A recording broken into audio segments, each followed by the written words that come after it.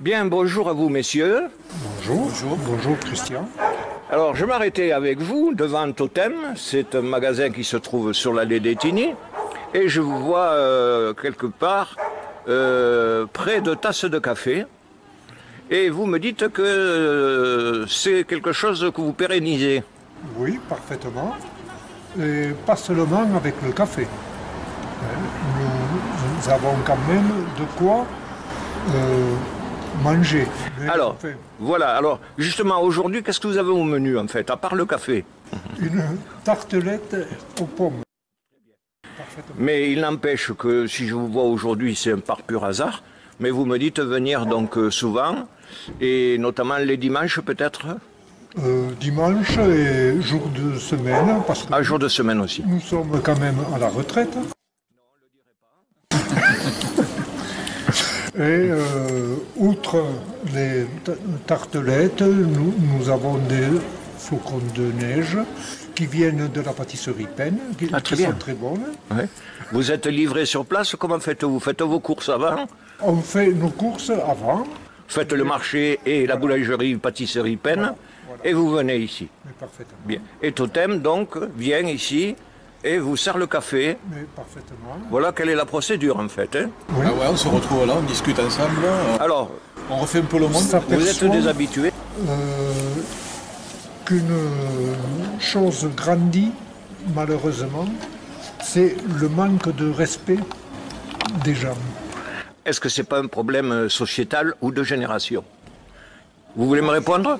Je ne pense pas que ce soit de génération. On en discutait juste avant que juste avant que vous arriviez, on en discutait. C'est pas les générations, d'après vous? Non, on pense plutôt que c'est tout simplement la société qui a évolué. Et on en discutait justement et que le fait que par rapport aux années après-guerre, en gros, l'argent afflue beaucoup plus qu'à cette époque-là. Et ça corrompt quand même le comportement des gens, en fait. Vous concevez donc, et vous acceptez, parce qu'on ne peut pas faire autrement, c'est une société basée sur l'argent, en fait. Plus que jamais. Et individualisée. Individualisée. C'est ça le problème. Le début du passage à l'euro. Alors, ceci étant, donc, il vous semblerait que la société a son mot à dire et c'est un gros problème. C'est l'évolution. Hein. Une évolution naturelle. Est-ce que vous acceptez, par exemple, que les jeunes, aujourd'hui, c'est un problème générationnel pour moi, soient moins polis qu'auparavant, etc. Incivilité et compagnie? Pas tous, non. Pas tous? Non, pas tous. Alors ça veut dire qu'on ne généralise pas, mais on prend des points précis, notamment avec les médias, et qu'on accentue un peu trop sur des phénomènes. Il y a un effet loupe. Un effet loupe, hein, c'est ça en fait. Hein. Dans la majorité des cas, c'est pas ce qui se passe. Non, les jeunes générations, moi j'ai travaillé avec je suis retraité depuis peu. Hein. Il y avait certainement des jeunes qui n'étaient pas très polis, pas très respectueux, mais dans l'ensemble, ça se passait très bien. On avait le respect même entre guillemets pour les anciens. J'ai pas trouvé. C'est après en dehors de tout ça, quoi. C'est qu'il y a une agressivité de la société à leur égard surtout, qui fait que le comportement est beaucoup plus, entre guillemets, agressif ou ils sont speedés, quoi. Alors l'un ou l'autre, est-ce que vous pourriez me parler justement de ces jeunes que l'on trouve un peu plus ou moins bizarres, mais c'est entre guillemets encore tout ça. Est-ce qu'ils ne sont pas non plus les piégés par la société qu'on leur propose aujourd'hui? C'est-à-dire une non-société en fait. Qui c'est qui voudrait me répondre? Est-ce que leur avenir finalement, je me tourne vers vous, est-ce que l'avenir est prometteur pour eux ou alors il y a un sentiment de rejet de la société? Je ne dirais pas de rejet, mais on ne leur laisse pas une société exemplaire. Parce que dans tout ce qui se passe, il y a évidemment le manque de respect dans tous les milieux de la société, et c'est difficile pour eux. Alors, en plus, avec la crise du Covid, est-ce qu'à 20 ans, nous, on n'avait pas envie de sortir? Eux, ils ne peuvent pas. Le confinement, 10 mois,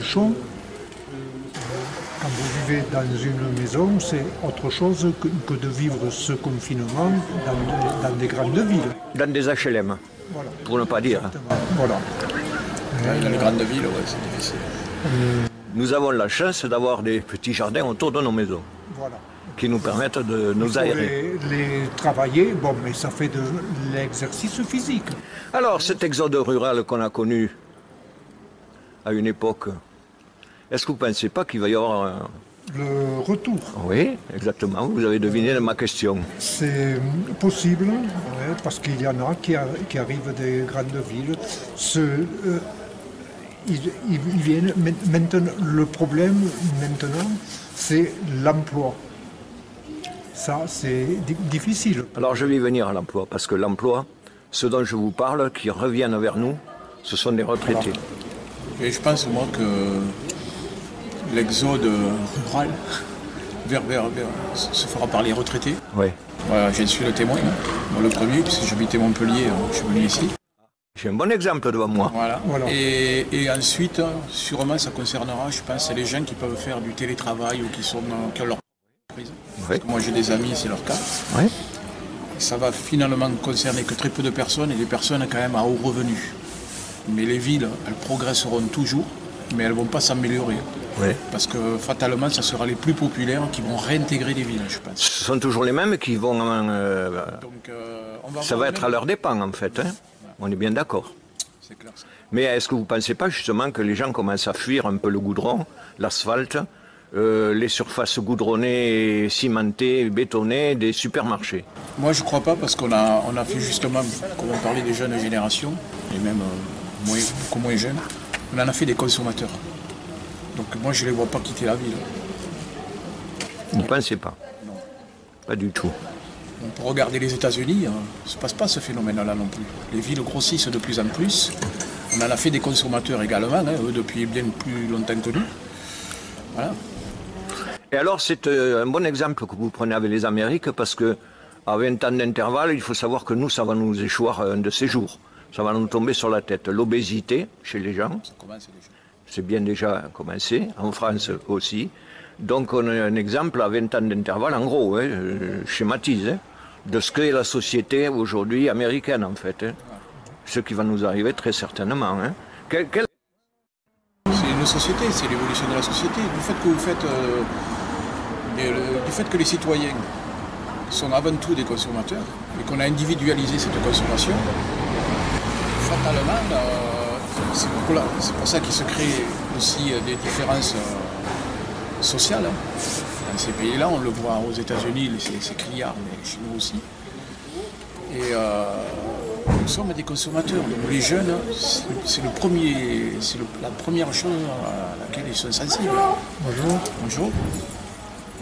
Donc voilà quoi.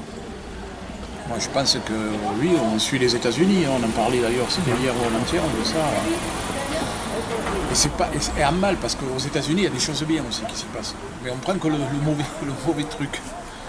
Alors, à part le social, c'est vrai, qui n'est pas au goût du jour aux Amériques, c'est vrai qu'ils sont bien en avance sur beaucoup de choses. D'ailleurs, c'est eux qui vont découvrir certainement, très certainement avec les Allemands, le médicament qui va peut-être sauver la Terre entière. C'est pas impossible. Oui, puis même culturellement, c'est intéressant. Culturellement aussi.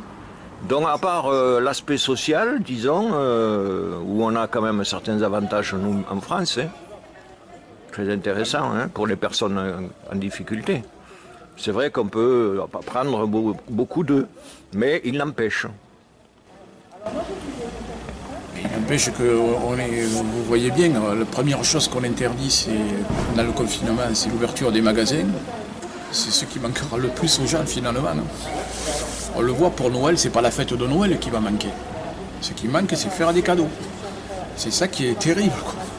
Moi, j'ai eu la chance de partir en Amérique du Sud et vivre Noël là-bas, en Argentine et au Chili. Ça n'a rien à voir avec ici. Il y a très peu de cadeaux. Les magasins sont à peine décorés. Mais ils font vraiment une fête de famille, de Noël, pour les gens qui sont catholiques. Oui, mais pourquoi aussi? C'est parce qu'on a peut-être pris l'exemple avec le Père Noël qui vient des Amériques, tout droit, avec Coca-Cola et... Le Père Noël n'est pas américain, c'est eux qui l'ont dénaturé. Ils l'ont dénaturé, bien. Ils nous ont envoyé Halloween aussi, qu'on ne connaissait pas. Que des choses commerciales. Donc encore, c'est tout basé sur le commerce, sur l'argent, sur la finance. Eh bien écoutez, sur ces bons mots, moi je vous remercie de m'avoir reçu ce matin. Merci à vous, messieurs, et bonne journée. Bonne journée à vous.